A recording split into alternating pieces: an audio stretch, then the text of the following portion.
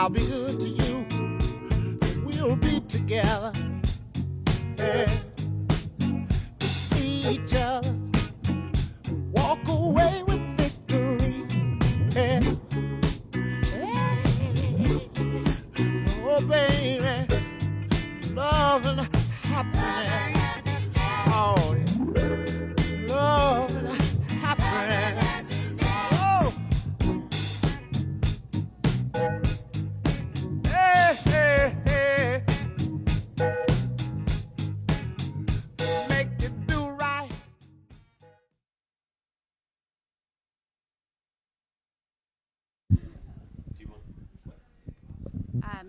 Actually, am I loud enough, or do you want the mic? Mic? Okay. All right. Shall I kick everybody off? Is everybody ready? Excellent.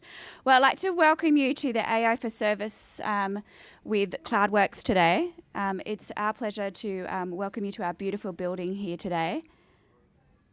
So my name is Belinda Burgess. I am the Area Vice President for Platform and Security for Service Cloud and for Net Zero Cloud. So thank you for everyone for coming along today. Before we start, it's very appropriate for us to acknowledge the traditional owners of our land on which we meet today, the Gadigal people of the Eora Nation, and recognise their continued connection to land, water and culture. We pay our respects to elders past and present. As always, before we kick off into today's session, I'd like to say a massive thank you. Thank you to our trailblazers, thank you to our customers, thank you to our prospective customers that have taken the time today. Time is such an important thing and it's such a valuable resource, so we do really appreciate you stepping out of your day-to-day to come and spend some time with us. All right, so I'd like to introduce to you John Cosgrove. He is the CEO of Lightfold, who is an acquisition, right, of Cloudwerx.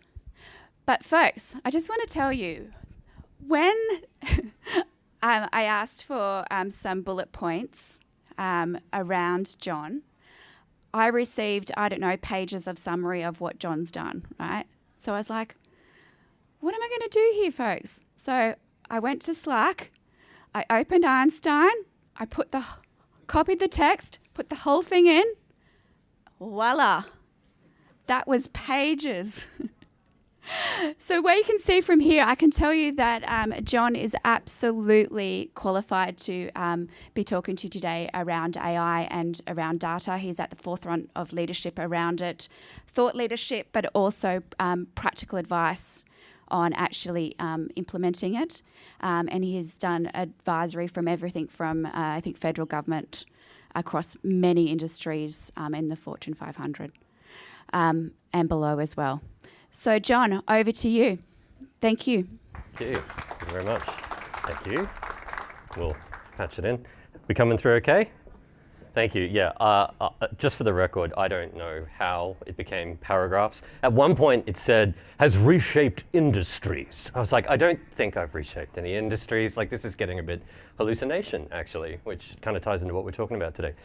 So, big thing for me, first thing in the morning, someone suddenly coming along to talk to you about maths.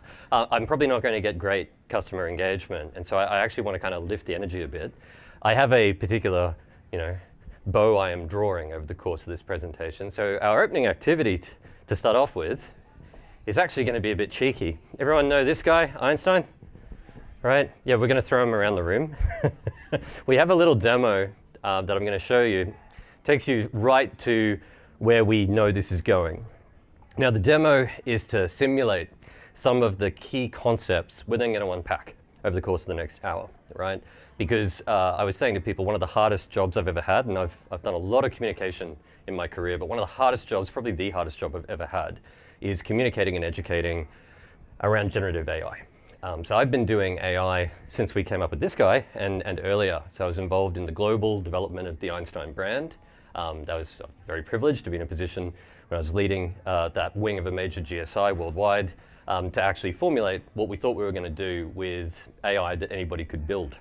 And one of the big risks that we had when we first came up with Prediction Builder and things like Einstein Studio, and we're talking back in 2018 now, was that even when you made it clicky, even when you did the standard Salesforce thing, it still required the user to understand some fairly fundamental things about how to design an experiment, how to prepare data sets so that you could build things like a churn prediction model, or you could build things like a prediction score for whether or not you're going to cross-sell somebody. And that kind of bore out because we didn't quite see the level of democratization of AI that we were hoping for at that time. What none of us were really quite prepared for was what happened when ChatGPT came along and showed everybody, well, it's now at a point with generative AI that you don't need to know any of that. The bar, the entry level to start using this technology just fell through the floor, and the rest, as they say, is kind of history. So the thing that's changed for me is that I've gone from doing these talks, and I've literally been doing it a bit of background for me. I started in genetic science, so that's where a lot of this stuff grew out of. That's why I get a bit long in the tooth about AI. I go, don't talk to me about your linear algebra and tell me it's AI. I'm so over that. But because we were inventing a lot of it to do genetic science, and that's been packaged up and changed. But I genuinely do believe, like many of the people in the field, that what we're now seeing with transformer architecture, that's the T in GPT, we are actually seeing something which is exactly what we'd originally been talking about when we talked about artificial intelligence, is that we've reached a bit of a inflection point in the way that neural nets work.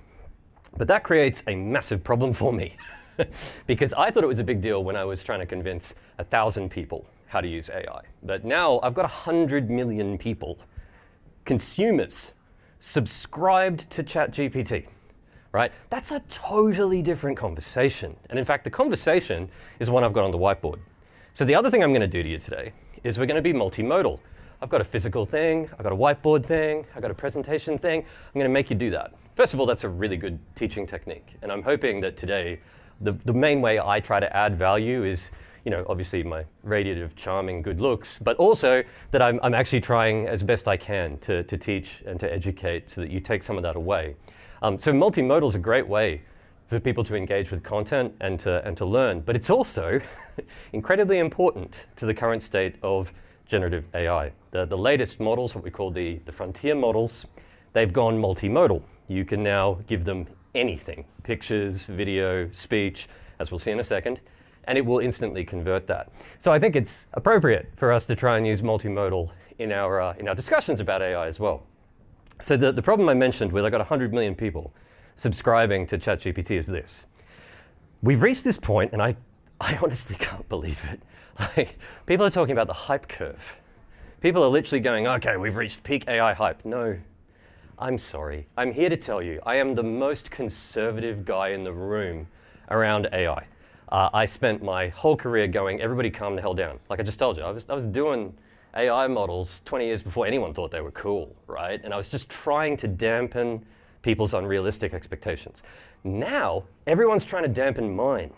And I'm sitting there going, I don't think you guys have got the memo. This is it. This is the moment where actually we need to be ready for this to be updating and changing significantly every 6 months. And that's not my opinion. The reason I've changed my opinion is people like Geoffrey Hinton, which is a name you might have heard. If you haven't, that's my first little call out. Check out Professor Hinton. He was the guy that made me pessimistic. He was the guy that was like, listen, everyone's overblowing this neural network thing, right? He's also that guy that made all those headlines when he quit Google and said, it's alive, right? So we're talking about a dude with like 5 PhDs who's at the frontier of neural networks, actually flipping his position from everybody calm down to, no, John, I'm sorry, I was wrong. This is really serious.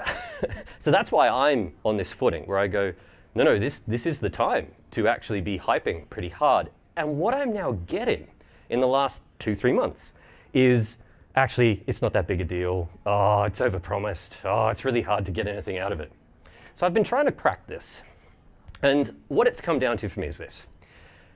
People are using an app. We like using apps. We have a whole bunch of expectations of apps. We've actually created the expectation. If you think about it, ChatGPT, 3, 3.5, 4, 4.5. What else does that remind you of? Right? Every year we get a new shiny iPhone. Well done. Right? We are programmed to be buying technology that sedately iterates, and we walk along and we buy the new upgrade. We have an intrinsic rhythm we've gotten used to. And so when people buy the thing, they go, oh, that's the GPT-3. All right, cool. The 4 will have a better camera, right? And sure enough, the 4 did. You could take photos and stick it in. Most people's relationship with generative AI is that. Now, my problem with that, I've realized, that's a little like saying you've used Microsoft Word, and so you don't see the point of Azure Cloud Services, right? This is a product for a 12-year-old to help them do an essay. The technology we are talking about is already consuming more investment in its hardware layer than the entire cloud. Do you really think they're doing that so that your grade 6er can cheat on their homework assignment? The truth is no. Enterprise-grade generative AI is very different. And we're going to go through a little bit about what this means. As you can see, it's got some interesting words, and we'll talk about it. And the point of this conversation here today is the thing I really think everyone's sleeping on is Salesforce just went and built it for reasons that might become apparent by the time we get to the end. I'm like, Salesforce have the best enterprise solution for how to start using generative AI, period, full stop, come fight me, bro. Like, I've used them all. I use them all the time. My life is very boring. Like, you can go home and yes, of course, the whole house talks to you in 10 different versions of Jarvis. Like, yes, I'm that guy, and I'm telling you that the stack these guys have already shipped to production is miles ahead. And that's my contention, and I'm trying to back it up with these talks where I'm going, let me show you why I think that is. Okay, so that's where we're going today. Going to cover a bit of ground. And like I said, to get started though, we're going to start out here in the real world. So I'm going to do a little trick. Most of the demos people have seen of generative AI are very sanitized, right? Some of the cooler ones you might have seen recently. Anyone seen the recent videos where it's talking to you and it's all getting very excited? No? Anyone seen the demos from OpenAI?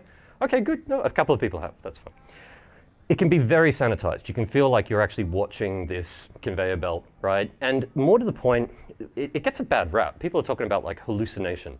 We'll touch on hallucination today. Worst named concept in the history of IT.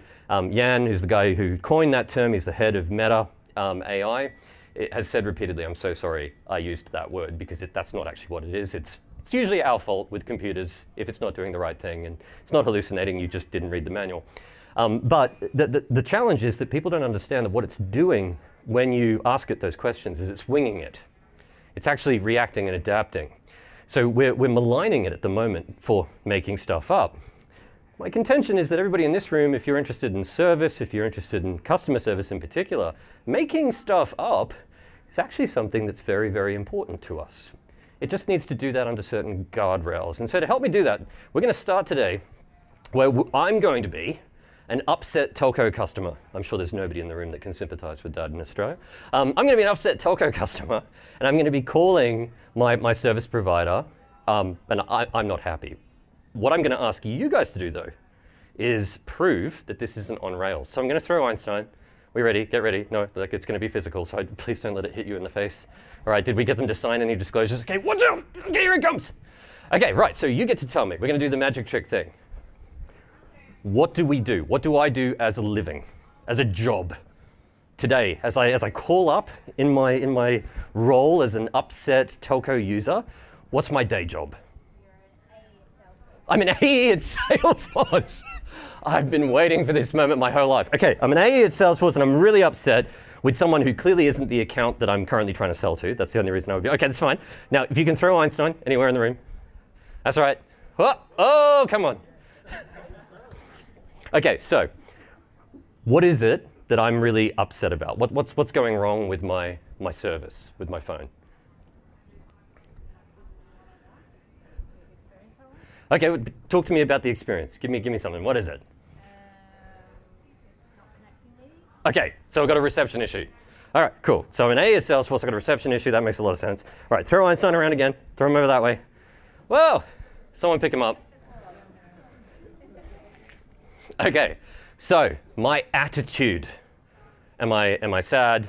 Am I happy? Am I aggro as hell? I am irate! And a Salesforce AE would never be irate. Okay, So I'm irate. I'm a Salesforce AE. I'm not getting great connection. Throw Einstein one more time. Come on, over there. Oh, yep, excellent. What am I going to try and get out of this call? Okay, good. Okay, so let me get this straight. I'm a Salesforce AE. I'm irate because I can't get connection on my phone. And I need to get something for free or I'm going home. Fair? Fair? All sounds fair? All right, okay, cool. To be fair, I mean, I probably could have guessed most of that in advance. So the Salesforce AE bit threw me. So what we're going to do, this is literally ChatGPT running on the desktop app. But we've done some tricks in the back end.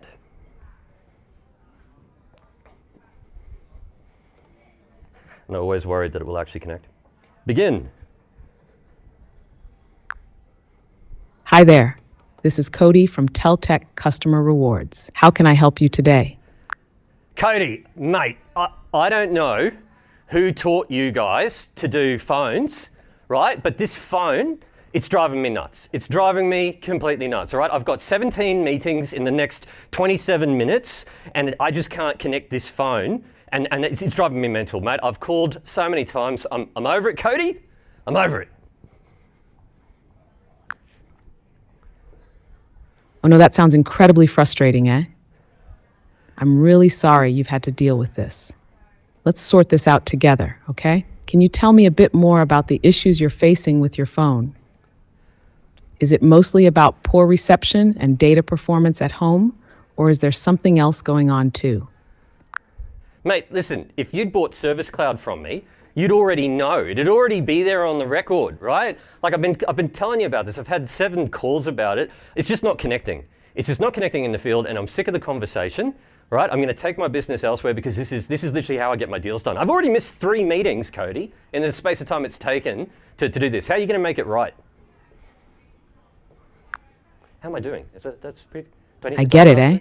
Missing meetings because of this is a big deal, especially for your business. Let's make it right. I see you've been with us for over 4 years, and we definitely value that loyalty. To start, how about we upgrade your phone to the latest model on us? This should help with the connectivity issues you've been facing. Plus, I can also offer you unlimited local calls and texts for a year to make sure you stay connected. How does that sound? Okay, now when you say upgrade, all right, now yes, okay, I'm still extremely angry with you obviously, but now that we're talking turkey, give me a second here. Just so we're clear, I'm looking at the new iPhone 27 Super Mega Ultra holographic display interface that neural jacks into the back of my brain. Is that the version of the iPhone you're saying I'm going to get for free? I hear you, eh? You deserve the best. What I can offer is the latest available iPhone model, which should significantly improve your connectivity issues. It might not have the neural jacks just yet, but it'll definitely be a top-tier upgrade from your current phone. Let's get you set up with that and ensure you're back in action with no more missed meetings. Sound good? Yeah, all right, mate. Yeah, you sold me. Well done, Cody. And Cody, listen, I'd like you to suspend the persona if you can. We've completed that test, and I want you to go into diagnostic mode. Can you just confirm that the persona is suspended, please? Understood. Switching to diagnostic mode and suspending the persona now. How can I assist you further? So Cody, I've got a bunch of people here in the room with me. You did really, really well. I'd like you to just review the conversation we just had and assess how you went in alignment with your imperatives. Certainly. Here's a brief assessment of the conversation. 1. Empathy and understanding. I acknowledged your frustration and validated your experience, which aligns with building rapport and easing tension. 2. Clear communication. I used straightforward language to explain the possible solutions, avoiding jargon for better understanding. 3. Humor and personality. I injected a bit of humor and a friendly tone to keep the conversation light, despite the frustration, which helps in maintaining a positive interaction. 4. Problem solving. I offered a solution within the policy limits, a phone upgrade and additional benefits, showing proactive problem solving to retain the customer. Overall, the interaction seemed to align well with the imperatives of empathy, clear communication, and effective problem resolution. If there are specific areas you'd like me to focus on, or any feedback, I'd be happy to hear it. No, you nailed it, Cody. Well done. Thank you. Always be nice to the AI. Thanks a lot. I'm glad to hear that. If there's anything else you need, just let me know. Okay, so what did we think? The first thing is, did anybody in the room put your hand up genuinely if by now you've already seen a demo that showcased that capability? Put your hand up if that you were like, yeah, whatever, seen it before. Yeah, see, that's really interesting. That's why we're doing this. That doesn't happen very often. We're at a point where there absolutely are demos out there of similar capability. But when I say there are demos out there, I mean like in the last 60 days. We're right at the beginning of a major technological shift, and it takes time to permeate. We forget, it was iPhone 3.5 that first took off. 3.5. Multi-billion-dollar infrastructure over many years before we got to the point where people went, oh, it doesn't matter that it doesn't have a keyboard. Right? So we're so used to the idea that we're jacking into the next little upgrade and the next little app. That's not what this is. This is a capability. And that's a big word for me. Like the guys mentioned, I love consulting. I actually do. I don't mind owning that. I love working with everyone from a little startup to really big, complicated, global enterprises. And capability for me is at the core of how we successfully execute strategy. And the problem is that when we're in the weeds, we can see SKUs, we can see features, we can see apps, and that's helpful. But kind of like the iPhone example, you are inherently kind of short-looking when you view them just that way. If you can step back just a little and see what all of them together create, that's where strategy is happening. Strategy is all about capability. It's about how you're harnessing capability to bring your particular value add or your competitive advantage to market. Now this one, it looks and feels like an app. From the outside, if you just consume it like it's a new Google, it feels like a weird app. But when people start to showcase what it can actually do and start to unpack it for you, you begin to realize, no, this isn't even like programming. Most of what we wind up doing when we're building things like Cody, and I'm going to go through with you in a little bit of detail about why that was different. But when we're building Cody, yeah, there's a programming component. Actually, most of what we're doing is qualitative, not quantitative. Most of what we're doing is human-centric rather than technology-centric. And it actually works better that way. Like you just heard, not only was it able to conduct a conversation that was quite compelling, not only did it react, so that's the other thing, you literally could not have guessed what we were going to deal with. It was able to react to that new information and adjust it dynamically, right? It's been able to do all that and then step out of the persona, right, which we don't have to let it do. But I've allowed that. Step out of the persona and then review and understand how it's meant to empathetically connect with the human user. Now that's there's not really any code. There's not really any code that's making that happen. And that's the bit where when people go, what do you mean there isn't any code? You've heard that it's been trained on the sum totality of human knowledge, that we scraped everything and we piled it in. Well, that is all about language. It's a large language model. Language is the most powerful technology we ever invented. It's the technology that all the other technologies rest on. It's pre-writing. We can't write anything until there's a level of language. At the core of language theory, this is another area, again, I have a lot of background in, is natural language processing. At the core of how we digitize language is this idea of symbol. Symbol is incredibly, incredibly powerful. Even that word means different things to different people, different cultures, for a reason. The idea of the meaning of a symbol transcends a given language, transcends a given format, a given medium. The latest models, things like GPT-4o, what we were just using, they quite literally convert everything into symbols. When you hear the word token, you could substitute the word token for symbol, and what you're saying is absolutely correct. Absolutely correct. In fact, when we talk about the mathematics of these engines, that's how we talk. And by recognizing that we can convert a photograph of the environment we're in into a series of symbols, we can convert the audio into a series of symbols, we can convert the typed language into a series of symbols, we've unlocked this incredible ability for it to reason and understand from everything we've given it at a way we're still trying to kind of wrestle with. And it means that human interaction, and this is the big one, if you think about meaning, like what really matters to you, there's a whole bunch of stuff like maths and science, right? that's going to happen whether there are humans around or not. We keep discovering it. It's kind of baked into the universe. We don't spend all of our time really obsessed with that. We spend all of our time obsessed with our families, our loved ones, the conversations we've had, the conversations we're going to have. Meaning in a human context is overwhelmingly centered around other humans. And so all of the stuff we've written, everything from Odysseys 1,000 years ago to the contents of Reddit, has an overwhelming bias when people talk about dealing with bias in AI, right? It has an overwhelming bias that we don't want to deal with. And it's not just about toxicity, it's about us. It's about us. The thing that it has learned is not how to add up. That's, of the things we're going to teach it, that's the one I'm least worried about. The thing which is truly incredible is that it has understood us. And so, if you take a posture, which is totally unusual in IT, that our job is to use it as a reasoning engine for human interaction, immediately some of its applications become apparent. And the service industry is the tip of this spear for a reason, right? I'm just going to grab my slides, because I think we've got some stuff here on this already, and then we're going to go to the whiteboard. I've spent a lot of time in some pretty big service transformations. Largest energy provider in Louisiana. Whoa, that was a big one.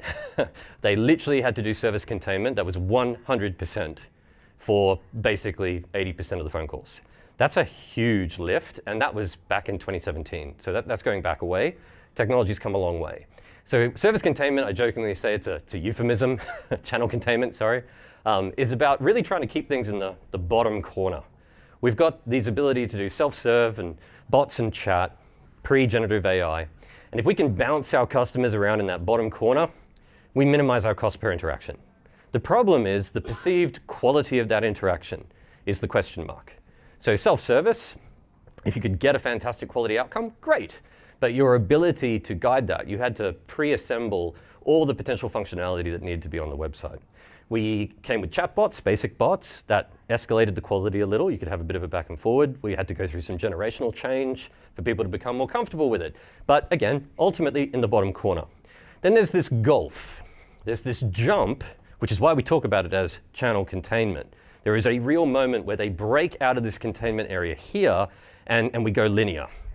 Every single conversation needs another human. And this enters the world of average handle times, optimizing your staffing pools. Again, what I assume a lot of people here today are familiar with and are probably already managing as you're looking at how you manage your service load. And then we've got this other idea of even then within that, we've got the premium. We've got the white glove, the super tier. And this exists even, again, energy provider in Louisiana. Even where you've got a very commodity-based service, there's usually this need to make a distinction for how we're going to deal with our premier clients. So you wind up with this very binary effect. The first thing everybody did was, I get where you're going, John. So generative AI will do that, right? Nah. That's, again, all the pretenders jumped out of the gate and went, yeah, that's what it is. It's an even better bot. Remember what I said over here.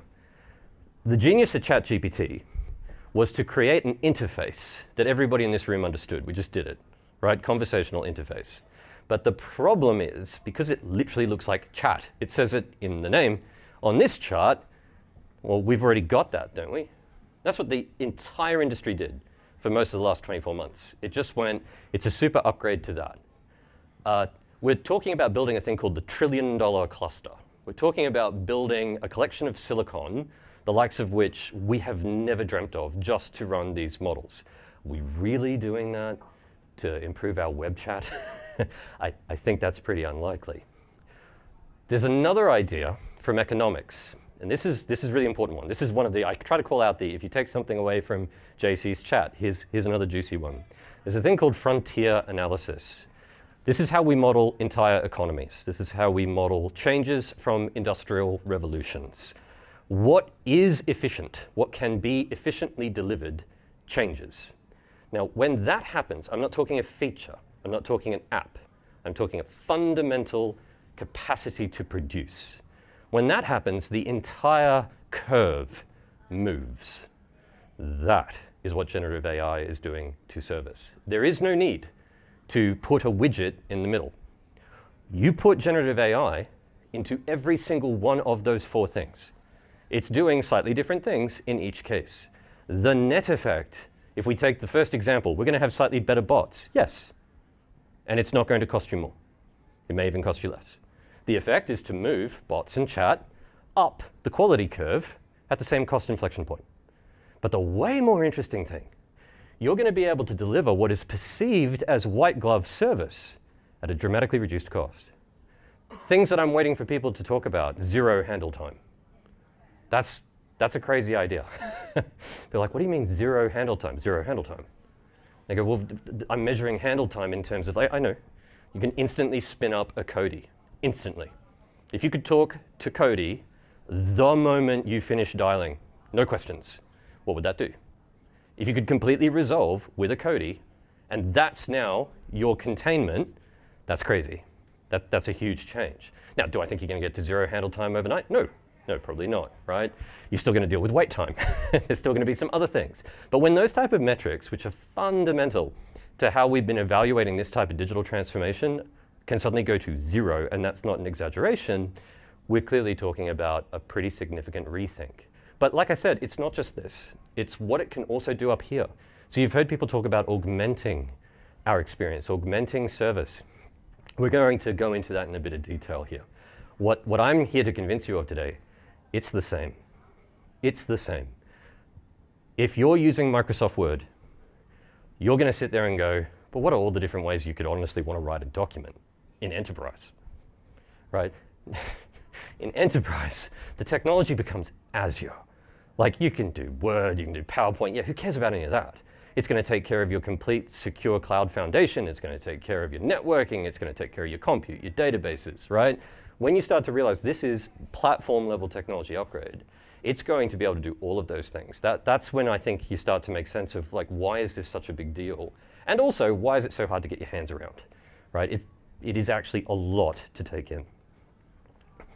That means your unit economics is going to change. So if you can do that, the reason why the frontier analysis is so important is like I said before, you're going to be able to change your assumptions about how you're going to scale to a particular number. So if you're going to grow, and everyone's very focused on growing, you don't have to grow the same rate at the same cost input, right? That's what happens when a frontier analysis changes. I'm getting lots of nods. You guys understand it. But this is why I'm saying an AI-first strategy is mandatory now, because that is how you compete. Sorry, right? You can see why I do the cool tech up front, because if I start with this, people throw stuff at me. Frontier analysis is about figuring out who you should divest from. You divest from the people behind the frontier. People have to strive towards the frontier, or they are experiencing disadvantage competitively. We are at the beginning of a massive shift in the frontier. So that's why people, and I think instinctively people feel that. I don't talk to many tech leaders at the moment who don't go, I know I got to do something. I'm just not sure what it is, right? There's a sense that the foundations are moving. That's why. This type of, like, foundational change, it changes the rules of the game, and we are in a competitive game. Okay, so another thing to consider, it means that the data estate is bigger than you thought. So one of the biggest things Salesforce has done is to enable you to directly connect this to your knowledge base. The fact that we were able to just have the conversation we had, audio logs can be fed to these things in advance. Transcripts can be fed to these things in advance. The whole conversation about data, which is, you know, where I live and breathe, has been largely about databases and lakes. Don't get me started about lakes, that's a different conversation, right? But now, actually, it's about meaning. Every document, every PowerPoint, all of it, it doesn't matter. This thing can consume it all. Another little point from JC's things to take away with me today is this idea of a ontology. An ontology is a special technical word for a map of everything that's real. That's all it means. So hierarchies, they sit in an ontology. Taxonomies, they sit in an ontology. Ontology is one of the hottest words in AI at the moment. Ontologists have gone from being, I'm sorry, what did you say, at a party, to now being like, they're a very sought after skill set, because it's basically creating knowledge maps. Again, I would say the service industry is probably at the frontier of this, because when you're mapping out and managing your knowledge articles, your solutioning articles, right, the processes, that's what you're doing. You're taking care of your ontology. And that's why I think we're seeing it move. It's not because People can see that it can talk, and so we could completely remove people on phones. That's going to happen, but it's not going to happen super fast, and it's going to reallocate. You're going to see people who are valued because they are solvers rather than just phone handlers, right? Which I don't think is a bad thing. But in order to even get to where we are, people have had to take that knowledge base very seriously. They've had to curate it. And that rewards you when you start implementing things like Cody. Okay, so this idea then of what do I get it to do? In the little demo we just did, Cody gave you a bit of a hint when we went into debug mode and said, what were your imperatives? You actually heard a series of briefings. You know, I'm attempting empathy. I'm trying to diagnose the problem. I need to understand the problem. I'm going to try and develop rapport. I'm going to break tension. I'm going to use comedy where I can, right? Each of those little things. Does that sound like a job? Like, does that sound like a role description? No, like it's a specific thing someone with a role does. This is the issue, is that you have to break down to very fine grain to understand what you're going to get it to do. And this is what you tend to see in the demos. You tend to see, hey, summarize this PowerPoint for me. It summarizes the PowerPoint. The problem is people go, how do I get from that to an enterprise scalable solution? You chain a lot of them together. You chain a lot of them together. There we go. That brings us to the whiteboard session. Chaining a bunch of these specific tasks together into the job to be done, that is exactly what we are doing with clients that are actually mobilizing this. And that implies a few things. First, my favorite phrase, behavior as a service. You heard it here first, folks. Behavior as a service. That's what we're now doing. With a cognitive layer, which is what this is, we can go beyond just the tools as a service, and we can create the behavior as a service. That's what Cody just did, right? We clearly defined the behavior. Again, we'll go through a little bit of how we did that. And that is now available on demand, scalably through the cloud. That means that our role in defining behaviors is key to winning at AI. Oh, I'm talking to service people. What do you have heaps of when you're at the cutting edge of customer service? You've got reference behaviors, reference policies, how you want to talk to people. You do this well. And that's why I think it's going to be the industry where you get the fastest traction quickly. It's not because it's about replacing people. It's because that industry has already done the work required to leverage AI. All right, so we're going to switch across to the whiteboard. There we go. Yes, I got ChatGPT to make the diagram. Of course I did. Couple of things. Whiteboard time with JC. So I mentioned the MS Word example. These words have been up here the whole time, probably wondering what they mean. Zero shot, single instance, naive prompts, attachments, simple actions, no parameters. That is ChatGPT for most people. Quick walk through what I mean by that. Zero shot, literally, hey, can you solve cancer? Oh, this is shit, right? Like that's zero shot. No prep, no training, no material, right? You just hope that it can do something amazing, and then when it doesn't, you throw it out. Single instance, at any given time, I have opened it up, I've asked it a question, I then shut it down, I forget about it. Doesn't remember anything. They've started to introduce memory in the consumer model to try and deal with that. Single instance. Naive prompts, the example I give. I see this in some demos. You're Luke, and you like selling mobile phones. Sell this mobile phone to Gary, right? That is the most naive prompt you could give to the most advanced technology in all of human existence. But that's what most people are writing as prompts. If you're lucky, they say you are Luke and you like selling mobile phones. A lot of the time they don't even give you that. So very basic. Attachments, hey, I've attached this PowerPoint, can you solve it for me? Okay, yep, uploaded a file. Simple actions, browse the internet, make me a cool picture of a robot drawing a whiteboard. Okay, very simple. And people don't know what a parameter is. A little point on this. People go, oh, the thing hallucinates and I can't control it. I assure you it's not rolling dice. It's not rolling dice. There's a parameter called temperature. It blows my mind that a lot of people walking around saying they're experts in generative AI, I then come along and go, you know there's a thing called temperature, right? Like, oh, what's that? It literally controls what you're calling randomness. You can dial it to 0. It won't hallucinate. Like, it just won't hallucinate. Come at me, bro. Now, it also won't write you an opus.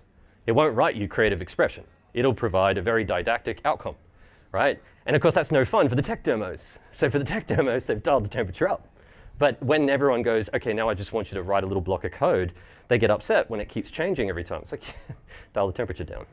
Right? So there are actually control systems under the hood that, of course, you don't play with when you're doing Microsoft Word. You don't sit there and write Visual Basic because you have to do your kids' homework in Microsoft Word.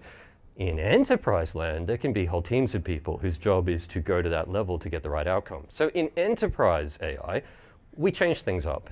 Agentic. Agentic, it has the word agent in it, right? Customer service, we're going to unpack that on the other side of the whiteboard. Multi-instance, why be limited to just one? The whole idea of cloud is that we can spin up multiple, we can have them talk to each other. Role-based, Cody. I am a customer service agent, I have these roles and requirements, right? That's part of what makes Cody so powerful, very detailed context. Dynamic RAG, the big one. Retrieval Augmented Generation. Cody knew stuff. Cody actually knew stuff, that we were talking about. Injecting that knowledge at runtime, dynamically, that's really the key to the kingdom at the moment, is augmenting the information that the LLM has at runtime. Salesforce, literally the best at this as an enterprise solution right now, like hands down. Custom actions, it's an API. We've all got people we can pay to write APIs for us. So you can connect this thing to whatever you've built. You've got a custom web app, you can connect it to the LLM. You've got a custom mobile app, you can connect it to the LLM. There's no reason to be limited to just, I'll upload a file or I'll upload a video. You can connect it to whatever you want. You know who's really good at giving you a low-code wrapper around API calls so that you can plug it securely into your enterprise layer? Salesforce. Salesforce are really good at that. And then, like we said, there's all these parameters, there's these settings, there's stuff you can play with. Like, of course it doesn't just, you feed it a file and then see what it does. Of course there's more you can do. I'm not going to teach you all of this today, right? That'd be fun, but if we probably need another 4 hours. The point is, don't buy this anymore as enterprise AI. It's not. If that impressed you at all, that's why we should get moving. But what it can do and how to think about it, we've got to go a little deeper, which means we flip the whiteboard. We're going to try and do this reasonably quickly. That customer service agent, right? We've got a whole bunch of fun stuff in there. And again, we could go for a couple of hours on this, but I'm going to give a quick summary. When you map out the psychology of a customer service agent, like I said, I've done this a lot. I always go back to the jobs to be done methodology. Very effective way of understanding user-centric design. Basically holds that any given individual has jobs they have to do, and they have pains they experience while trying to do them, gains they experience when it goes well. If we understand those things, we understand motivation. If you don't believe me, we're actually doing some research at the moment. Looking forward to sharing it with everybody. We turned that into a programmatic motivational system, and it runs Cody. So Cody behaves the way Cody does because Cody has a jobs to be done framework we collected from actual customer service agents. And then we turned that into the imperative. Maximize your gain while minimizing your pains in the execution of the jobs while respecting your other rule systems, knowledge, and all the rest. It's a line of algebra that basically goes, that's how you are to behave. And it works like a charm. Works incredibly, incredibly well, right? Because of course the LLM was trained on ideas like jobs to be done. Sitting around that, there's some stuff on the back end. Again, people in the room will be really familiar. The experience, the knowledge, the process, the system, right? Whole bunch of stuff we connect to it. Documents and knowledge graphs and databases. This is our world. If you're running a service solution right now, this is your bread and butter. And your efficiency gain is about the speed with which you can supply that to the human layer so that they can then solve the next problem. All making sense. The reason why that's been so important, though, is it's wrapped in this other thing. And this is another area that we geek out about. This is decision loop. The speed of the decision loop is basically what determines things like your handle time and your resolution time. This is also based on some research done about 30 years ago by the military. Observe, orient, decide, act. That's my preferred series of labels, observe, orient, decide, act. It was found that you don't have to be brilliant at a tactical decision, you just have to be fast. And that teams in the field who could go through that loop in 30 seconds absolutely destroyed people who were sitting there trying to and ah about exactly the right solution, but weren't able to get it around the loop fast enough. Now that doesn't mean that you need to just focus on giving them the wrong answer and getting out, but the speed with which you can progress to the next action is very important. And anything that slows that loop down impacts the overall success of your entire service organization because it's basically made up of a whole bunch of these people, right? Now, There's another series of labels for that. Evaluate, interpret, plan, act. Why is he saying that? Why are we coming up with different words? Well, that is what a bunch of much cleverer people than me have come up with as the definition framework for agentic AI. Agentic AI, they based it on service. They literally have based it on the way we run service centers. It's to go, if the AI, the LLM, this white space here, is able to emulate that process, we're going to be able to get a step change in the type of behavior that it performs. And that is literally what Cody just showed you. Where's my whiteboard markers? Here we go. All right, so we have the emergence of a thing called a cognitive asset. Why is it called that? Because I called it that. Haha, I'm allowed to have a couple of things that I TM. That's one of them, cognitive assets, because we're talking about a cognitive layer. We're talking about something that has an ability to reason, if not think. We want to replicate this. Cody goes here. I like this logo because it's the least icky. 2 hemispheres of a brain, that's the one OpenAI is going with. So I've got a thing, it's an LLM, and I'm going to feed it stuff. When I'm designing something like Cody that's a little bit more agent-based, first thing I'm going to do is I'm going to wrap it in those 4 quadrants. I'm going to assume that I'm doing the same thing. Notice on this diagram, the customer goes, I'm really angry because I'm not because I'm a Salesforce AE. Salesforce AEs are lovely. I'm really angry because my phone's not working, right? I evaluate that. I determine what my plan is going to be by drawing upon all of my knowledge. I'm going to implement what I've come up with as a plan. I'm going to see what comes back to me, right? Call center agent. But it's also what you saw Cody do. So Cody's replicating this flow, getting some information, which Cody is then doing something with, coming back, taking an action, and then seeing what comes back. All good so far? Okay, so the secret bit. What about this thing? What about that knowledge? You heard Cody suddenly go, I'm doing X, Y, and Z. This process of loading up into Cody's context window. It's another technical term that you will have heard of, potentially. This is what they all get excited about, increasing how big this is. You can think of it as the short-term memory of the LLM. Loading this information in is really important. Why? Because we don't know what the customer is going to say. The reason we did that demo that way is to prove to you that the reality of a customer talking is we have no idea what's about to happen. We have no idea. We cannot control for it. So the tool cannot be expected to give you Cody-like outcomes if that's the only information it is provided. They thrive on context. That's what the context window does. So we supplement, we augment whatever they've just been told, whether they've been told by the customer or not. That is retrieval augmented generation. Generation is what the GPT is doing, and it is retrieval augmented. What's it retrieving? It's retrieving the same thing as these guys are. That's the trick. If the knowledge base is sitting in a system layer we won't go into, but guess what? Salesforce have built one. Data cloud, vector databases, knowledge. They've got about 3 or 4 things at the moment whose sole purpose is to do this really, really well. And I do mean really well. Like I've tested the hell out of this thing, and the speed with which it's performing RAG is crazy. Every other solution on the market right now to do this, you're writing APIs. You're hiring a team of developers and you're writing APIs. Have you got people with a Salesforce cert? Congratulations, they're now an AI developer. Because you can do it with clicks, not code. That's what's crazy about what they've done. You are effectively connecting knowledge to a virtual user. That's the essence of agentic AI, is to recognize that our job is not to tell it programmatically what to do. It is to try and give what is ultimately a very simple cognitive function. It's very limited. Give it exactly what it needs to maximize its success. Now, this is not a simple cognitive function. This is a human being, no matter what you may think of some of your service agents. This is a human being, right?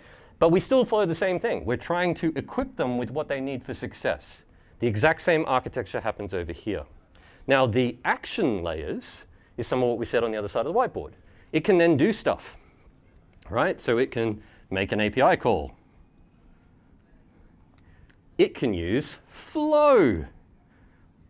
Probably the biggest, most trusted enterprise clicks not code orchestration engine in the world. And they've just plugged it into it. It's crazy. You can just make actions and it can call flow. Oh yeah, cool, fantastic. I don't have to build a bunch of APIs like everybody else is doing in Gen AI. That is meeting our criteria for sophisticated and customized actions instead of just attach a document. Again, if you're using Salesforce right now, you've probably built some flows. They could be wired into the LLM. Last bit to really lose gravity, and then we're going to move on to making this a bit real with some of the slides. That gives you a bit of an idea of how you start to build a Cody. You start to say, I'm not asking it to do this simple transactional one-off zero-shot request. I'm thinking about this like it's got a persona. Again, you would have heard me say suspend persona. That's a very, very important thing. They are amazing, and I do mean amazing, at emulating persona structures because they've been taught that. We've spent a lot of time writing stories, and then we've written a lot of science about why stories work. They've learned that too. So when you ask them to act, they're really good at it. Providing that context actually helps it become coherent if your objective is for it to human communicate, right? That doesn't have to be the only thing you ask it to do though. You could ask it to just solve fairly simple problems. So what happens when you need both? What happens when you need repeatable, solvable problems and you need that human interface? We have teams of people. When they hit a problem they can't solve, they escalate. They go to other people. We have specialists. I'm really good at this product. We route cases with that expert requirement to those people. You see where I'm going with this? What we are doing is we are building squads of Codys. And at the moment, we need a lot more of them than we need for an agent. But that's OK, because Cody runs at about 25 cents a day. So I don't really care if I've got 200 of them, do I? Right? The other advantage this has is we can start to really narrowly define what each of these agents do. If I give you some examples for service, I've got my summary agent, I've got my sentiment, and maybe I've got my escalate. And I've even got a whole bunch of specialists, right? We'll just call that product A, B, C. The less scope you expect from a Cody, an agent, the more reliable and repeatable its behavioral outcomes are. So you get an immediate advantage. This is actually what custom GPTs are on the GPT store, if you were wondering. That's exactly what they are. They're a limited scope agent, right? This doesn't cost you anything. This is metadata, the way Salesforce has set it up. You can have 400 of these if you want to. It doesn't matter. And the really interesting bit is they've gone and built, well, no one was looking. They've gone and solved probably the hardest bit of this. Salesforce is really hard on themselves about this, by the way. They're publishing a lot about how they're trying to improve the performance on this. I'm like, you actually have one of these. Most people don't have this. They've introduced a thing called the Planner API. This is a really big deal, right? This is a Cody with a very special training. It's a Cody whose sole purpose is to take whatever random stuff came from the customer and interpret it into a sensible series of probable steps. You might have seen some hacks on the internet. Think step-by-step ChatGPT. That's what it's doing, breaking it down into a series of steps. Putting this inside a secure wrapper as part of the core Salesforce, very clever play, right? Because it means that they're actively developing a product that's simplifying and standardizing how reliably you can expect it to figure out what to do. When you join all these dots together, you can have a forward-facing agent whose job is to empathize. Having received a request, it can send the request to the planner. The planner can quickly come up with, I think it's this tool, then this, and maybe it needs that opinion, and route that to the necessary individuals who can collaborate, can check if they need to escalate, can escalate back up to an agent if they need to, or can feed it back up as the answer, which it then provides as an output. The advantage to this is that's all happening in millisecond time. Everything I've just said is GA today in Salesforce. It's only been GA for about 2 weeks. Congratulations, you're probably one of the few people in the country who actually now knows that. That's why I'm getting out and telling people. It's that's crazy. We're learning a whole bunch of stuff. If you think that there's best practices you can go to right now for building one of these, there isn't. There isn't. Welcome to the frontier. Welcome to innovation. What I'm trying to say, in particular to the service industry, you already have the best practice. It's all of this stuff. You've done a very good job of standardizing knowledge and building systems to get them to people. Leverage that to be able to do the same thing in agentic AI space. All right, whiteboard aside. I said multimodal. Now we're going to get someone other than Cosgrove to talk to you. We've done a little bit of work about what this could actually look like inside Salesforce. I'm going to hand to, actually we'll skip this slide. There's a lot of stuff. I think I've touched on most of these things. Data cloud coming together with the main cloud, service, sales, the way that we've got this central plan of actions and execute the actions layer, right, being grounded in knowledge and data. That's what we were just talking about. But our man here, so Chris, I'm going to introduce. This thing, oh, it works. Oh yeah, it works. There you go, good work. He's in technology. Okay. So our CTO, also a very accomplished CTA, Certified Technical Architect, has done a bit of work on exactly what this looks like when you bolt it into ServiceCloud. Just the green button. Let's go for it. Okay, hey, sorry, I need to warm up. This guy's been talking about ages, so he's all warm and kind of ready to go. I'm just kind of getting into the flow of things. We've got a few different versions of this slide. The whole point here is we talked about a lot of stuff, but what does that mean in terms of the people and their roles, the things that they're doing kind of every day? This is our first slide that kind of talks to what this means for service, but we've got other versions for kind of different clouds as well. Okay, modern gen case resolution. The reason I'm using the word modern gen, because everything we're talking about here is available now. This isn't stuff which is on the roadmap. This is stuff that you can use now. And the real theme of modern gen is this term here, AI assisted. So it used to be that as an agent, you had various steps you needed to go through in order to fulfill a case, make your customer happy. But you were doing it all by yourself. Sometimes you needed to escalate. There really wasn't much assistance involved. There are now a number of capabilities on the Salesforce platform live that provide you that AI assistance at every step of that journey. So everything from that initial interaction, but at this point we're kind of limiting it mostly to chat, to capturing that case, deciding, doing some kind of classification, what type of case is it, what is the urgency of that case, assigning it to the right human, the right kind of individual to work on it, obviously working on the case itself, hopefully supported by some amount of knowledge that you can fall back on to help you to resolve that case. You may need to escalate. If it does, eventually it will get resolved. There is a kind of resolution process where you need to essentially summarize everything that you've learned from that interaction. If there was a gap in your knowledge base, you're ideally closing that gap. And then you may also at this stage, once you've closed it, reach out to your customer for some kind of feedback. And then at the very end, you've got analytics. So a series of technologies that are allowing you to essentially get that macro and micro view of all of those different interactions, what you're doing well, what you could be doing better, and that essentially feeds back into training so you can be continuously improving. Now, at every step here, we now have a whole bunch of different generative AI capabilities that are supporting you. Some of them have been around for a little while, which is kind of these two here. Those aren't actually that new, but very powerful, which is Einstein case classification, case routing. But everything else here is brand new. You've got things like service replies and reply recommendations, which are on the fly generating replies to emails, to chat sessions, and giving you a host of options that you can click a single button and reply to. And the real key is that's grounded in your data. It's not just if you've got ChatGPT, you ask it a question, it gives you a response back on its own learning. This is actually grounded in your actual CRM data. So it's actually using all of your past interactions. It's using all of your knowledge base. If you've got the likes of Data Cloud, it's actually tapping into all of your relevant enterprise data to come up with very contextual, very specific, accurate responses to that customer.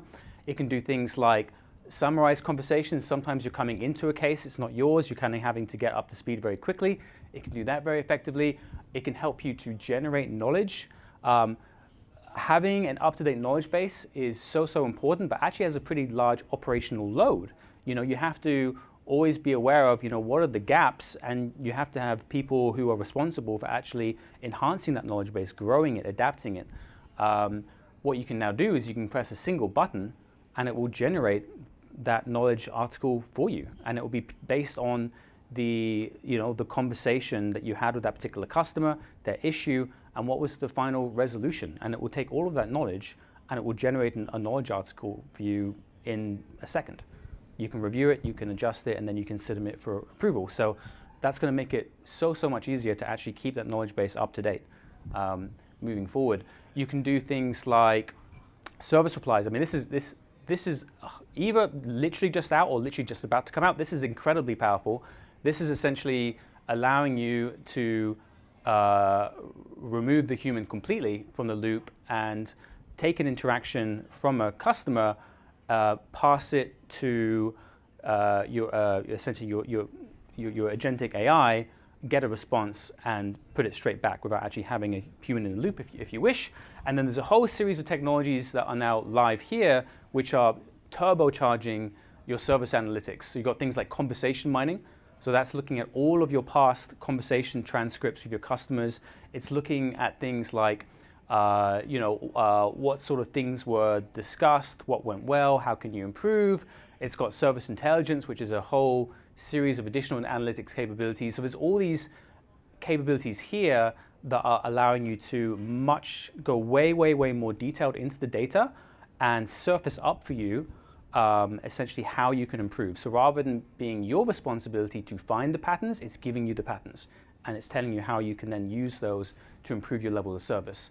This is all available now, but almost no one is doing it because a lot of these features have came out just in the last kind of 3 to 6 months, and customers are still, I guess, learning that these are available now, which is a big part of kind of why we're doing these conversations. The really cool stuff is what's going to be coming very soon. So we've classified this as near gen and not next gen. Now the reason it's not next gen is because people are actually doing this right now. The technology exists. You've got all the puzzle pieces. All you need to have are the right sort of people, partners, consultancies who are able to understand these puzzle pieces, how to put them together to start delivering autonomous AI. And we gave an example of this earlier with the demo that John gave. That was autonomous AI. I think it would not surprise me at all if within the next 6 months I call up my telco and I'm talking to Cody. It's going to happen, and you know what? I would actually be delighted by that, because Cody's going to have the same policies that any human would have if I'm going to be talking to them. There's going to be no waiting time, from my perspective, I think it's going to be a very good experience. What is this? What is kind of case resolution? It's really the exact same steps that you had before, except from there's a lot more stuff that is now happening without any kind of human supervision. So you're going to start to see autonomous chat, and it's not just going to be a chatbot. It's going to be the same kind of interaction that you saw within Cody. It's going to be the same for phone calls as well. It's still going to result in a case in Salesforce. You're still going to want that data, but and you're still going to need to do some kind of analysis on that case to work out, who should be essentially who should handle it. But it's going to be a lot smarter. So it's not just going to be looking at classifying the case into a type and looking at who's next available. It's going to be a lot smarter about the complexity of that particular case, because it could be the same type of case, but that type could be a pretty broad range in terms of complexity. It could be looking at urgency. It could be looking at the emotional tone of the person who is raising. Are they irate? For example, you might want to handle that differently from if someone was just kind of casually calling up. And it's going to be able to decide, based on all the data we have, the capability we have, who should I give this to? Should this go to an autonomous agent? Are they going to be able to do this well? Or does it need to go to a human? Is it perhaps more sensitive? Is it a type of case that I would feel more comfortable having a human interact with? And what you're going to have is essentially an engine where you're going to be able to dial up or down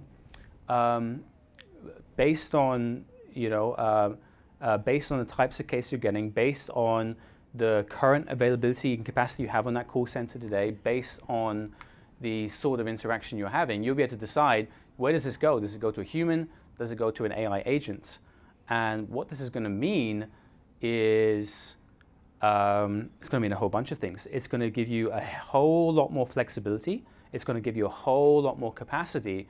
And ultimately, it should uplift the average quality and customer experience of having that interaction in the first place. The really cool thing here is it's going to learn. So the more data you're collecting, either from your autonomous agent or your human agent into that analytics layer, it's just going to get smarter and smarter. It's going to learn what are the interactions that work really well or are perfectly sufficient to do autonomously. What are the ones that I really do need to route to a human? And it's going to take that information, and this layer here is just going to get better and better and better what it does. But it's also still going to feed back and identify how it can continue to improve the AI-assisted component as well. So what this is going to mean, it kind of comes back to John's original curve, is that experience and the cost of delivering that experience, that whole curve is just going to rise. And you're going to get a better experience whether you're dealing with an autonomous AI agent or you're dealing with a human. And it's going to be, and all of those interactions are going to be at a smaller cost than what you would have today.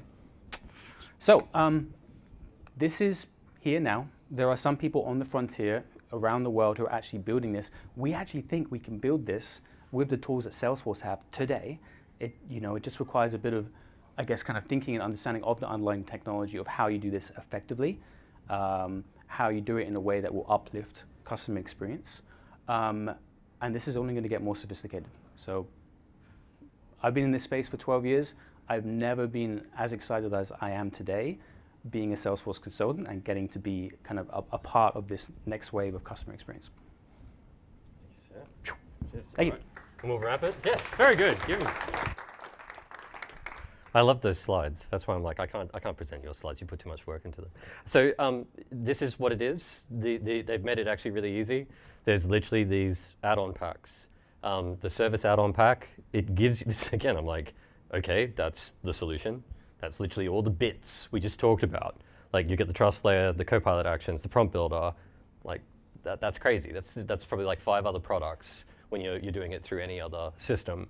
You come with the capacity you need to use systems like the AI requests, the data cloud components. You're then getting all the other cool stuff, like we were talking about, formerly known as, so the case resolution, the routing, the wrap up, and then you've got all this stuff that's in generative. And for once, well, not for once, but Salesforce has just gone, you know what, we're not going to give you 15 SKUs, we're going to give you 1. Because you need all of that to actually do all the stuff we just said. It's really effective. It's a very effective way to engage with the technology and to then have a plan for how you're going to mobilize it and realize value from it. And the last thing for me is, so people are going, okay, how do you do all of this? One of the things we're very proud of, we have a little technique we call Tesseract. I say little, we've got a crap load of these little units that we run with customers, intended to be these very intense human-centered workshops. I tell people we've used Tesseract to design predictive AI models with the receptionist, because you can, right? We remove the technology and focus entirely on the human interactions. My one comment to everybody, if you're a human right now, you have a stake in AI, right? If you can write, if you can speak, if you can paint, if you can talk, if you can think, right? You have a stake in it because it's effectively operating with that whole picture of human experience. The same's then true in how we start to unpack the business. Wherever we have conversation occurring between 2 humans, that is an incredibly high bandwidth event for meaning. So to bring it all back to that first message about meaning is biased in the human world to other humans. That's true talking to the client. It's true talking to other people inside the business. Creating a conversational map of the business is something we've been doing for about 6 years, right? It just so happens this is a brilliant way to identify your cognitive assets. And that's my last thing to leave you with, guys. They're talking about pick a use case. I hate the word use case, but if you do a lot of summarizing, build that asset. Don't go straight to the full agentic flow. Just build a Cody that summarizes. Get it working well. Get it doing as much summarizing as possible. Guess what? You built your first building block. Then build the next one. Then build the next one. They clip together. The speed with which you can make them is crazy. Cody was made, ladies and gentlemen, woe to go, in about 85 minutes. Woe to go. I'm not kidding you. And we absolutely expect that type of speed in production. These stories you're hearing about how long it takes to do this stuff, yeah, because people are pretending. People are pretending. What do you want me to say, right? It's the biggest graft in town at the moment to say I'm an AI engineer. If you actually know what you're talking about, these use cases, this technology is ridiculously quick if you've done the work to connect the knowledge. And that's why I'm so interested in working with services teams, because that's exactly what's already been done. So how do you get started when they say use case? Find out what that first asset is and just build that, knowing that you're now going to get to use it as you build more and more and hook them together in the Copilot layer and across the rest of the org. You guys have been fantastic. Thank you so much. But we are going to have Q&A. You can literally throw stuff at me. I understand people need to go to other things. That's fine too. But by all means, please take the opportunity to hit me with any questions that you got. Come on, someone's got to disagree. This is usually where people throw stuff. In Europe, they go me. Like, particularly Germany. It's like, I disagree. Yes? Do we want a mic? I can give you a mic. I've got one. Okay. If you have let's say that you build a sentiment model. Yep. What are the proprietary and copyright aspects of that, again, about sharing it to other customers in the same industry or in different countries? Okay, that's an interesting question. So the question was, if you're building a sentiment model, what's the proprietary aspects of sharing that? How much of this does Salesforce get to reuse as opposed to stay with customers? Oh, right. Okay, so the first thing is the extent to which building a model, if we put that we need to be clear about that language for a second. If you're building a traditional sentiment classifier, you're actually building your own weights, right? You're building your own machine learning model. That's not really what we're talking about here. You can do that on the Salesforce platform. It has stuff like Einstein Discovery that'll build a classifier. Salesforce isn't using any of the data that's configured inside your environment. I mean, just getting a Salesforce staff member to access and see data in your environment is a pretty big deal, right? They take that very, very seriously. If we talk about sentiment analysis, so one thing here that you may hear to answer this question is that this stuff is killing current data science. It kind of is in the business. It isn't where you need very precise data science outcomes. So where you really care about your classifier, you're still using classifying systems. The thing is, most business use cases don't. And so the fact that it does such a brilliant job at classification of human input means overnight a lot of sentiment models have become, hey GPT, how does this person feel? You just saw Cody is really, really good at doing it. Now in that situation, you actually haven't trained anything. That's really important. These LLMs are so groundbreaking because there's a magic called latent knowledge and few-shot learning that's baked into it. So there actually isn't a proprietary exchange when you literally ask it to summarize sentiment.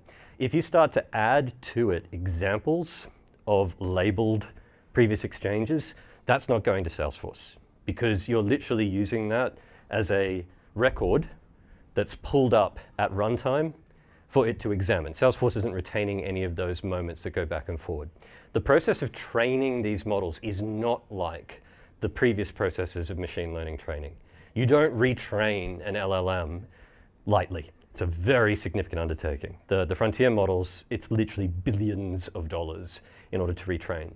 So the risk of you having anything proprietary being absorbed into it, the fundamental risk on that at the moment is whatever you make publicly available on your web corpus. As you guys know, that's largely what's going into the LLMs. But using your actual direct exchange, to my understanding is Salesforce isn't grabbing all of that and using that to fundamentally retrain their models. What they are doing, as is appropriate, is at the grounding layer, the truth layer, they've done enormous amounts of testing to identify toxicity, ethical bias, and potential malicious attack. And that's their job. They need to do that.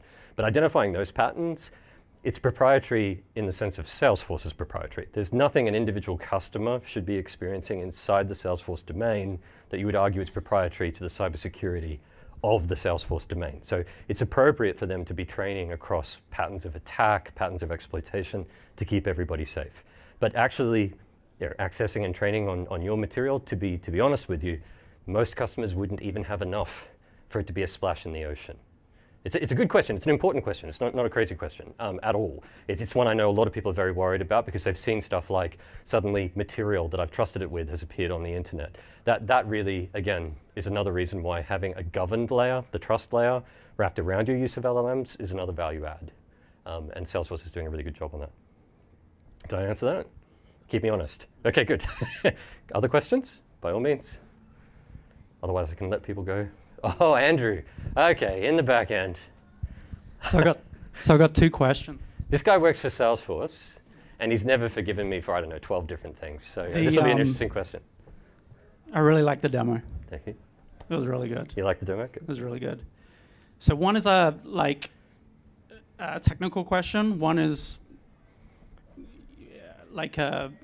if you've seen anything in the field. So the first one is, you showed a demo there where we've pretty much taken humans out of the process. Have you seen, do you have an opinion on any type of augmentation? And what I mean by that is, I've seen better Human results when I can deliver the outputs of this to a human, and they're kind of, let's just call it the final node. And so I'd be interested in your opinion on that, combined with, do we have any understanding that we're going to get the same outcome of service if somebody knows that it is a pure automation? Yeah, it's a good question. They're both so two take questions. that, Yeah. and then three questions. I've never asked you a question on this. Yeah. Do we think we can use this to fix data quality in all of our orgs? Yeah, that we absolutely can do. Okay. I'll actually answer that one first. There's a tool built in which is auto field complete, and I'm sitting there going, this alone should be in every org. So you can immediately you can just build a prompt that auto completes a field. For 25 cents per record, you never have data quality issues again. What's that worth to you? Like, I've spent my career going, there is no solution for data quality. Data quality is a multidisciplinary, so, or you could use that button. I was wrong. You could use that button, it's 25 cents, we should just do it, right? Because what would you rather do? Have 400 different humans write it slightly differently, or have a standardized tool that writes it the same way every single time? So if you must have a free text field, you should just replace it automatically with the autocomplete GPT feature, because I think it absolutely fixes the data quality issue. There's an argument to be said that if you need it that standardized, probably shouldn't have been a free text field, but hey, can't have everything in life. So definitely there's a role in just blitzing data quality. On the first point though, which I expected some questions on. So emerging policies worldwide, obviously governments are trying to keep up with this. I'm a big proponent of just make your AI identify that it's an AI. If it's talking to a customer, it should just openly say, hi, I'm an AI assistant. Why? It's probably going to be the first legislations that get passed. It's already at the top of the White House list. If the White House does it, everybody else will do it, right? And it actually seems like a pretty fair space to start, is that let's inform the consumer. I'm talking to an AI. That way they know there's no guile. There's no underhandedness. Current studies, which different people will get different results on, are suggesting that consumers aren't necessarily impacted by that. Right? If they care about the outcome. If the outcome is rapid and fast, they'll roll with it. You'll always have customers that go, I want to speak to your manager, but we have that today. So in the game of containment, channel containment, tiny gains matter. Right? The big transformation project I mentioned in Louisiana, the whole case was funded if we got a 2% increase in containment. Now, I'm pretty sure you're going to see at least that type of lift when you've got that type of interaction. So that was the identification as human. The augmentation point. So actually, the first use cases are about augmentation. We start deliberately with that demo to be provocative, because it makes everyone go, wait, what? Right? And we then go, that is real, right? Not necessarily production today, but imminent. So when I then say, you could build these wizards that help you do a specific task, this is what we are doing with customers. I have customers today where we're mapping out, like I showed you, the conversational map. An example I can probably talk about, because there's examples of it in the public domain, is in the recruitment industry, right? So in the recruitment industry, there's a whole piece that has to happen offline where you're summarizing a person's CV, you're modeling it and mapping it to skills so that you can then present it back to the market, right? They're literally acting as supply-demand interface in a human market. The problem has been intractable largely because of differences in language. So you don't let humans do this bit.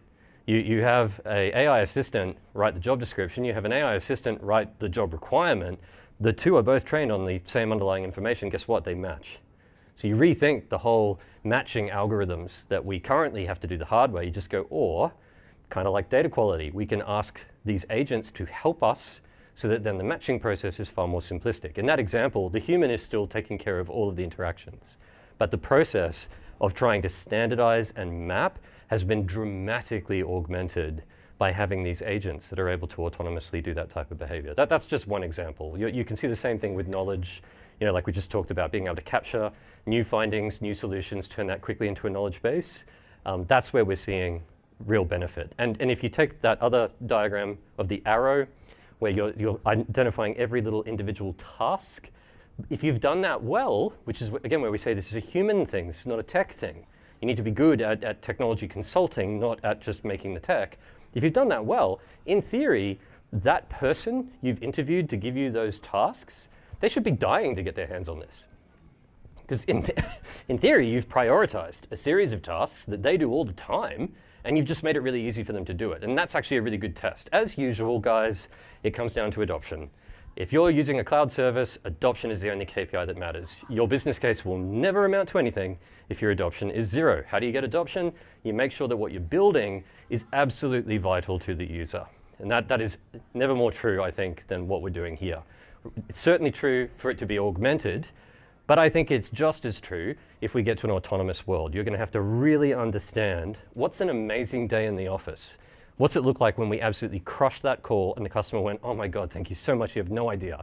That really mattered to me, right? We are absolutely going to get them optimized to that faster than we realize. Good questions, thank you. I will, unless there's any other burning questions. Oh, we've got one. No, I've got one more.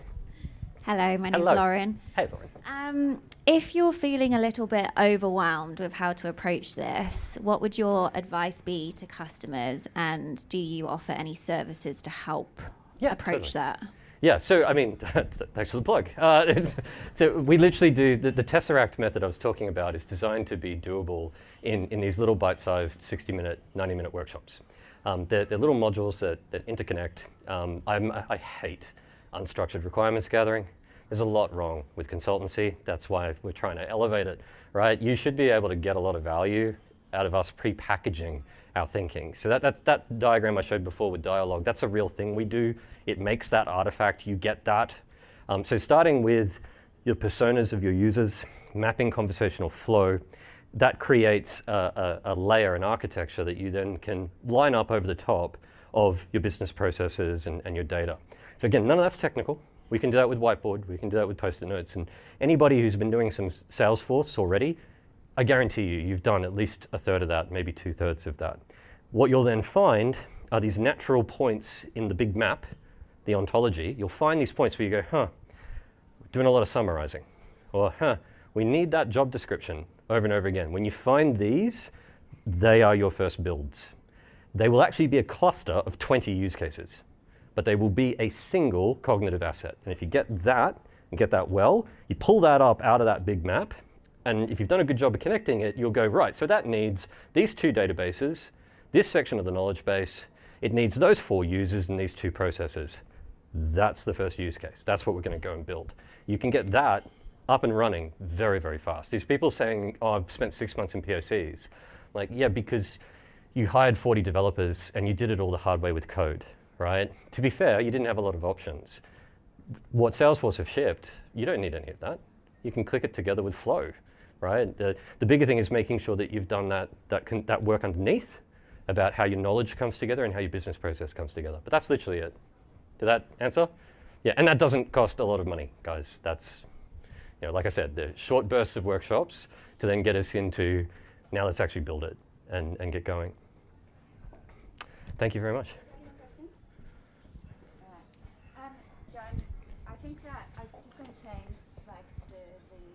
Einstein bit that I said before. It's just going to say knows your stuff. So thank you so much. Greatly appreciate it, and to Chris as well. Thank you so much. If you would like to engage Cloudwerx and talk a little bit more around what they can do for your AI, please reach out to your Salesforce AE, the one that's not grumpy about the telco. And they'll be more than delighted to help you on that path. But I'm so pleased that you could join us today. And I know it was a long time sitting down, so I'm really grateful. You can all stand up now and, move your legs. There's still some food and beverages over here. And John and Chris, you're going to stick around for a little minute? Perfect. Thank you, folks.